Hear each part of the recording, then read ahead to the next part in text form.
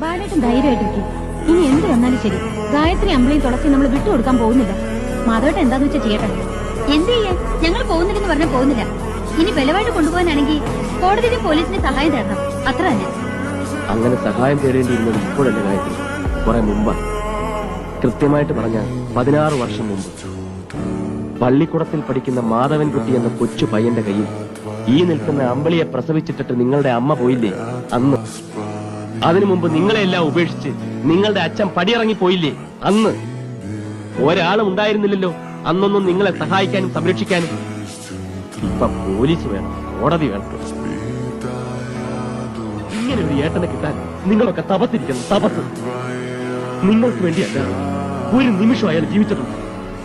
അയാൾക്കൊരു ഭാര്യ വേണം, കുടുംബം വേണം, കുട്ടികൾ വേണം എന്നൊരിക്കലെങ്കിലും അയാൾ ചിന്തിച്ചിട്ടുണ്ടോ? നശിക്കുകയാണ് മനുഷ്യൻ. നിങ്ങൾക്ക് വേണ്ടി സ്വന്തം ജീവിതം നശിപ്പിക്കുകയാണ് മനുഷ്യൻ. വിട്ടുതരില്ല, എന്റെ കുട്ടികളെ ഞാൻ ആർക്കും വിട്ടുതരില്ല. എന്റെ എല്ലാമാണ് അവരില്ലാണ്ട് ഒരു നിമിഷം പോലും ഞാൻ കഴിഞ്ഞിട്ടില്ല.